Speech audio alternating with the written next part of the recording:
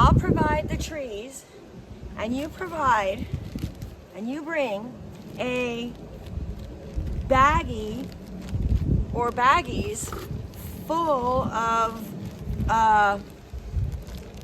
growing medium, like cocoa coir, have it moist and ready to go, so that we can put a little slit here and put this around the air layering branch that we're going to do the micro workshop around.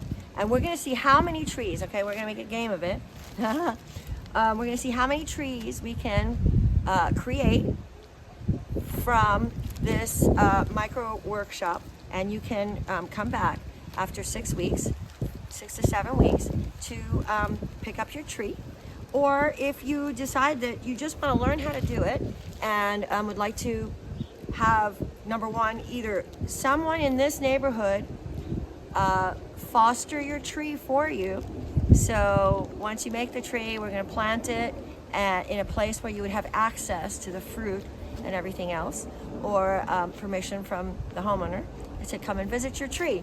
So, or you could just simply donate it if you like. Either way, we're going to label, like on your bag, we're going to label them, and whether it's going to be fostered or not.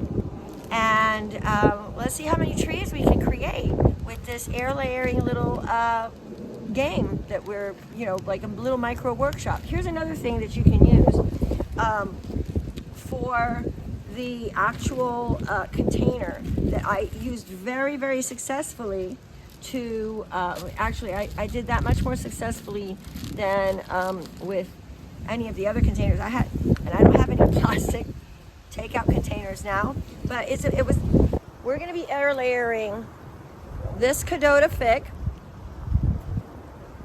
Let's do the Santa Rosa Plum. If not, we are definitely going to be doing some grafting with this tree later in the season, like maybe in another couple weeks. I have the kumquat, a Texas olive, which gives beautiful white flowers that the hummingbirds absolutely love.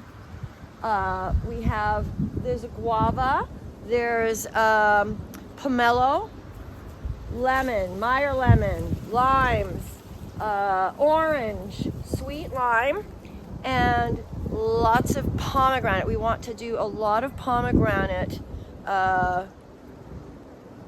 air layers because, number one, I need to cut back this tree and train it a little bit. And also, so why not make more trees out of the cuttings, right?